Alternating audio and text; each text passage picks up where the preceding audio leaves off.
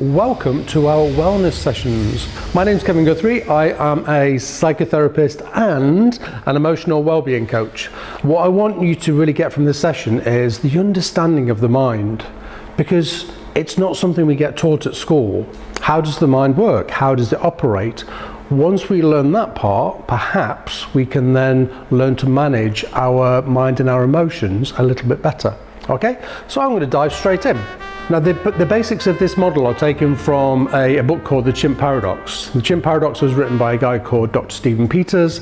He's a sports psychologist, but the model is so simple in its makeup that I use it all the time in private practice and in sessions like this. So we're going to talk about three main parts of the mind, but they have been renamed to chimp, human, and computer. And we're going to start with chimp because he's the most powerful part. He's the primal part of the mind. So he's the part of the mind that has been around for thousands and thousands of years. He's the part of the mind that wants to keep us safe. He's the part of the mind that doesn't want us to step out into the road. He's the part of the mind that doesn't want us to take risks. If we consider what's happening at the minute in the world around us, then there has been an external risk. So chimp is an emotional thinking machine. Chimp is 5 times faster than human. That is an incredible speed over human. 5 times stronger than human, thinks he lives in a jungle. That part's really important as well. So when we think about it being primal, chimp literally still thinks it lives in a jungle somewhere, not in the beautiful, sophisticated world that we live in. Driven by innate drives to survive. So think fight or flight. You know, whenever we go through that fight or flight system, that's our chimp stepping in. The primal needs are to procreate and to eat, because both of those things keep the species going. Procreation, because if we get a bigger troop, then there's more chance of survival. This is all really, really primal right here, okay? Somebody buys through the door, my chimp would be first on the scene. My chimp would be there, it would be analysing, it would be looking what's happening and are we in danger. What I would want to happen after that is I'd want my chimp to step down and allow my human to come in and be more rational. Chimp is also very, very emotional and very irrational. So whenever we sense our more irrational sides, no, it's not just angry. Chimp doesn't just get angry, he gets very, very emotional, but he's there to protect us. The key is over chimp is how we manage him. We're going to look at that a little bit later on. So traits of emotional thinking are jumps to an opinion very, very quickly. We jump to an opinion because if we can form an opinion on a situation, then again, it helps keep us a little bit safer. It doesn't really, because we are jumping to an opinion and we haven't formed an opinion. Thinks in black and white. So black and white thinking has a lot of really negative traits on it. It's very polarized. It's either here or it's here, or good or bad. And if we're black and white thinking, then we're not considering the area in the middle. Black and white thinking can be a really, really unhelpful thinking style that we have. Paranoid, catastrophic, irrational, and has emotive judgment. So as you can see, chimp is very emotional and just wants to jump in there very quickly and form opinions and decide what's going to happen. And obviously that's not the way we live life, and that's not going to help us in the wonderful world that we live in. Let's have a look at human. Human is 5 times slower and 5 times weaker. So chimp is always there first. Chimp has to be there first, because if he's not there first, then he can't keep us safe. So let's just clarify, chimp is there for good reason, but what we want him to do is step down. Likes reason, likes to understand things, likes to understand why. What's the reason why? Lives in society, doesn't live in a jungle, lives in the wonderful society that we have created for ourselves. A logical thinker. Traits of logical thinking are evidence-based, in context with perspective, shades of grey, and balanced judgment. So think about the black and white thinking that I was talking about earlier. These are shades of grey, okay? They're the most important parts because they're more balanced than here and here, where we become very, very polarised. The third part of the model is computer.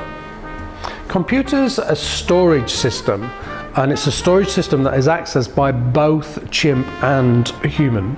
Chimp to remind us of traumatic or unpleasant past experience we may be in danger of facing again. Used by human to remind us of other experience and memories, as an example. If I've had a car accident when I'm 13 years old and I am more sensitive in cars, and then I get in a car and the driver brakes quite suddenly, or I have to brake if I'm driving, then my chimp is going to be there very, very quickly.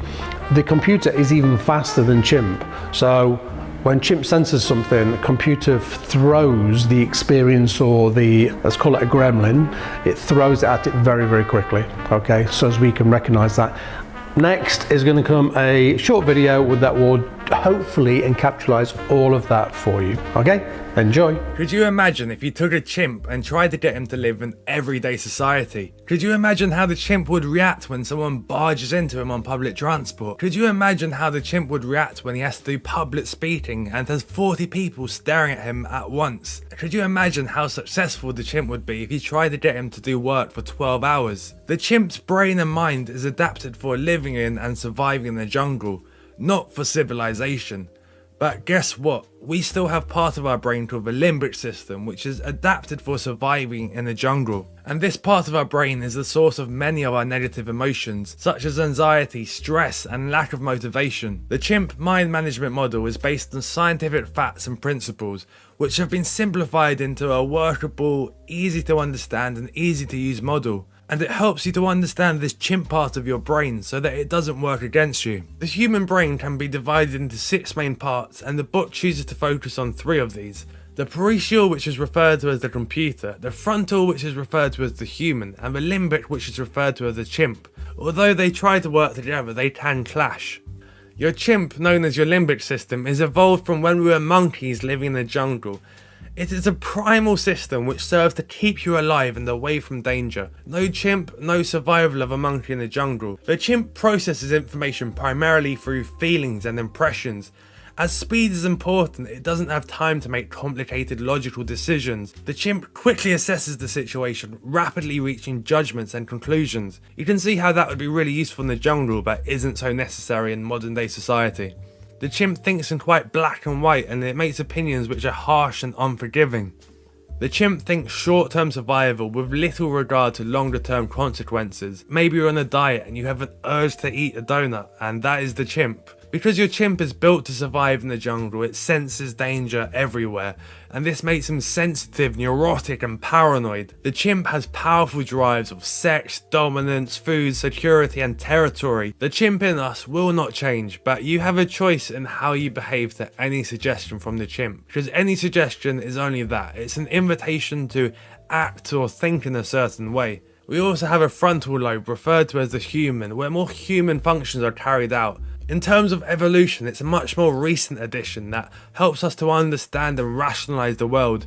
No human, no civilization. The human inside us is evidence-based and rational in its decisions. The human makes slower, more complicated decisions by gathering facts. But the problem is, by the time the human has made his assessment, the chimp has already reacted. The human inside us masters self-control and discipline, which the chimp lacks. The human also is forward thinking and thinks about consequences and long-term behaviours before making a decision. The human and the chimp are 2 separate thinking machines that independently interpret our experiences. There is also the computer, spread throughout the brain, which is a storage area for programmed thoughts and behaviours. It stores information on how the chimp and the human can react. The computer runs 4 times faster than the chimp and 20 times faster than the human. The computer holds information about your identity, your limiting beliefs, and your self-esteem, as well as pre-programmed responses on how to handle situations. Both the human and the chimp use the computer as points of reference, and it means that if you work on building your identity, your limiting beliefs, and your self-esteem, it has a positive impact on both your chimp and your human. Both the human and the chimp can influence our behaviours. How do you know when the chimp is in charge? Well, Dr. Peters says you can ask yourself, do I want to feel this way? Do I want to be doing what I'm doing? And if the answer is no, not really, then it is the chimp pulling the strings. You can tell if the chimp is hijacking you if you have unwelcome thoughts and feelings, struggle to live life the way you want to, sabotage your own happiness and success, act impulsively and regret it later, procrastinate, or can't stick to resolutions. Your human may try to take back control from the chimp, but the chimp is much quicker and stronger than a human, so you may not succeed. Let's say that you are at a social gathering, but you can't help but feel anxious and tense. Your human knows that there is nothing to be afraid of, but your chimp is hijacking your emotions. Dr. Peters tells us that we cannot free ourselves from our chimp, but if we want to be happy and successful, we have to get good at managing our chimp. The first thing to know when managing the chimp is that any thought or action it tells us to do is only a suggestion. And the second thing to know when managing the chimp is that the chimp is stronger and faster than a human, so if you try to beat the chimp with willpower or speed alone, you will be unsuccessful. There are 4 main strategies for managing your chimp. Exercising your chimp. Exercising your chimp is letting your feelings out in a safe place. This could be privately or with a person you feel you can confide in and who will not place judgment. Once we let the chimp express himself and say everything he wants to say, he is calmer and more open to be reasoned with. Boxing your chimp is using your human side to talk to your chimp with truth and logic. You can agree with your chimp and at the same time offer alternatives. For example, say you have to do a public talk at work and your inner chimp is making you feel scared and anxious. Ask your chimp, what is the alternative if I don't do it? What you are doing is training your chimp brain to listen to and accept your human rules. You may have to do this many times, but eventually it will become easier and more automatic as it is programmed into your computer. Sometimes you can box your chimp straight away, and other times you will need to exercise it first. Eventually you will box your inner chimp and your human will take over. These next 2 are short-term focused when you need to temporarily divert the chimp. The first is rewarding the chimp. This is effectively giving your chimp a banana for being a good chimp. If I work on my assignment for the next 3 hours, I will watch the latest episode of Game of Thrones. Distracting your chimp. I'm not sure if you watched this, but at the 1998 World Cup, the French soccer player Zinedine Zidane headbutted another player in complete rage. This was an example of the chimp hijacking a system. In a situation like a football match, there might not be time to, reason with your chimp and box it in, so something like distracting the chimp will be perfect. What you do to distract the chimp is you count down from 10 to 1, and because you're giving yourself so much time, you allow your human to have an input into your reaction. If you respond straight away, your chimp is quicker, but by taking some time to give your human an input, you get a much more human response. The chimp paradox also gives some great advice for dealing with chronic stress. Chronic stress is not the type that comes from the moment, but recurring stress. The chimp doesn't let go easily, even though it's completely irrational to hold on. So the human in us has to come up with steps for letting go. Some practical steps for letting go are relaxation techniques such as meditation and yoga, gaining perspective on the situation where you really see how petty your problems are compared to how big other people's problems are. And this can be done through talking to a friend, because often you realise how pointless and monkey-like your thoughts are once you start talking with a friend. And remember that you are in charge of your feelings and reactions, and any suggestion from the chimp is just that, it's a suggestion. Okay, so now what? What do we do now? So now we have that piece of information. Now we know we have a chimp, a human, and a computer in our mind. How do we then begin to manage that? Well, the first thing that we have to do is recognize when our chimp is active. We have to be able to recognize that. And once we're able to recognize those moments, and there will be a lot of moments every day that our chimp is active, then we can begin to manage the chimp. A download is talking to a friend, talking to a therapist, writing stuff down, so we offload to other people. Journaling is more and more popular now than it's ever been. When we journal, we take to either a piece of paper or a set-out journal, and we look at that every day, and we start to reflect and we start to write things down. It's really, really popular. But you don't need to do it as structured as that. If you find yourself in a situation where your mind is doing somersaults over a particular situation, then take to a piece of paper, write it down, and then honestly, it will just alleviate the pressure that you feel. Breathworks is a massive movement at the moment. Breathworks is how we can control our system. When I refer to the system, I refer to our bodies and our nervous system. So a really simple technique is breathe in through the nose for 6 seconds. So take it all the way in, and then we're going to hold, and then we're going to breathe out for 6 seconds. Remember, as we breathe in, the lower stomach should raise a little bit, Because as the lower stomach raises, then we know the breath's gone all the way down. When we breathe out, we breathe back out through the mouth. There are hundreds and hundreds of videos on YouTube of different breathing techniques. This one is just a really simple one to get you started. Oxygen. Oxygen is this. When you're on an aeroplane and the air steward says, if your oxygen mask falls, then please take your own oxygen first before you pass it on to somebody else. Why do you think they say that? They say that because if we don't take our own oxygen, then there's every chance that we will pass out. And if we pass out, then we can't be there for those around us. So we have to take our own oxygen first. And actually in life, it's the same. It's exactly the same. I ask people on a daily, weekly, monthly, or yearly, what things they do that lift them, that give them breath, so to speak. So if I give you some examples of mine, on a daily basis, I need to be outside every day, I need to be in daylight, just walking the dogs. It could take 30 minutes, that's it. On a weekly basis, I quite like having a cup of coffee, nice bit of cake somewhere. On a monthly basis, I quite like walking on a beach. Walking on a beach, listening to the sea is my place, is my peaceful place. Yearly, we're usually looking at stuff like holidays. So I want to ask you this, what do you do that gives you oxygen? What do you do that gives you breath? What do you do that makes you smile inwardly? What do you do that lifts you, that makes you feel good, that makes you feel better? And when we think about this, we really are thinking outside the box quite a lot. There's no right or wrong. The mind needs some form of stillness, some form of peace, meditation, anything that just stills the mind a little bit, and the body needs some sort of movement. Less energy in the mind means that we can think more rationally. Walking, running, swimming, if you're in the house and you can't get out of the house, just doing some sort of movement, some sort of exercise. Anything that takes your body past its normal range of movement. But remember, the reason we burn off energy is because it allows us to be more in control and manage our minds that little bit better. And now before you go to bed, keep the mind very still, lower the lights, get away from digital devices and let the mind calm down.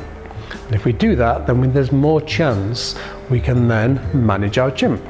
Heart math. So heart math is a connection between the heart and the mind.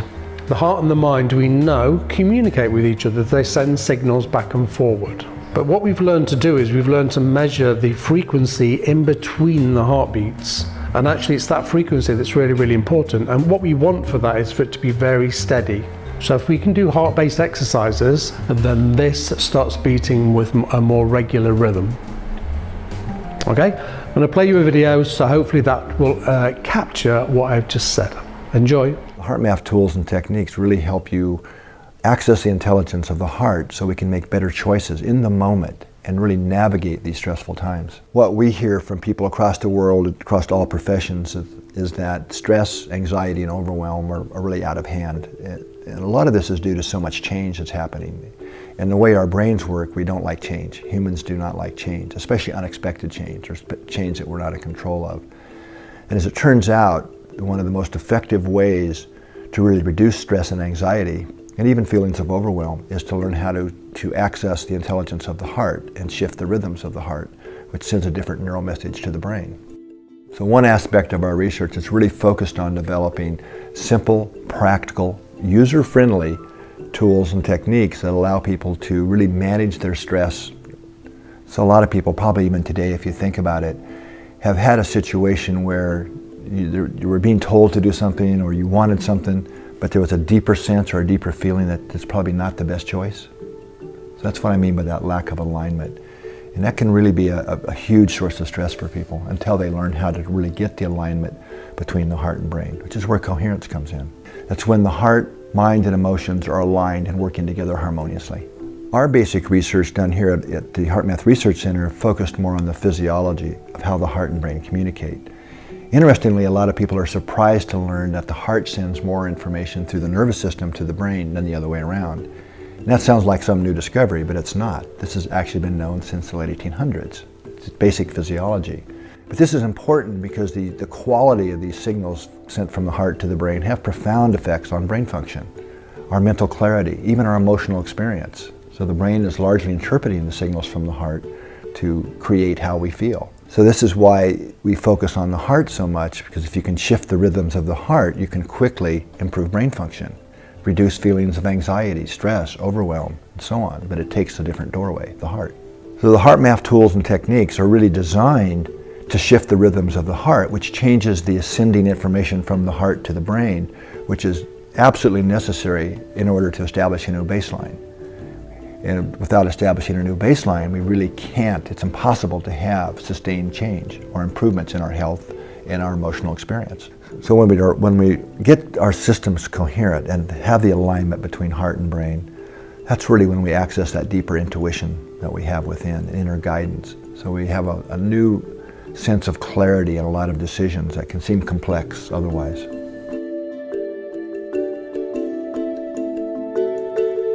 Okay, so there you have an introduction to HeartMath. So remember, the heart and the mind communicate, send messages back and forward. The communication is based on how much this is being fed, so how much we are feeding our heart, how much we are doing heart-based exercises, think oxygen exercises. This year has been quite difficult to do that because we have been limited in terms of what we could do and where we could do it. So we have a choice. We have a choice right in front of us. Do we focus on the things that we can't do, or do we focus on the things that we can do? If we, with force, focus on the things that we can do, blood flow comes to the more positive side of the mind. So what do we do with all of that information? We take action. That's the one thing that I want you to do. When we think about stress and when we think about anxiety, there is this belief that if we have stress or anxiety, that is in charge of us. That is not the case. There are many, many things that we can do to help ourselves. We can reduce caffeine, we can do a little bit more movement, we can recognize who's in charge, chimp or human. We can deep breathe, we can do some movement, do some still practices. There has to be some sort of action. And I promise you that if you take action and introduce these actions into your day on a daily basis, baby steps, give yourself 5 minutes still time, 5 minutes peace. Could be 5 minutes listening to the most calming music that really gets you. It doesn't need to be complete peace and quiet. You know, complete peace and quiet for some people is just excruciating. So sometimes we need a little bit of noise. Experiment, find your way of handling this. Some of the techniques I've given you here should really be able to help you begin to manage your own mind, manage your own stress and anxiety. Okay? I really hope you enjoyed that, and I hope you enjoy your next section as well. Take care. Bye-bye.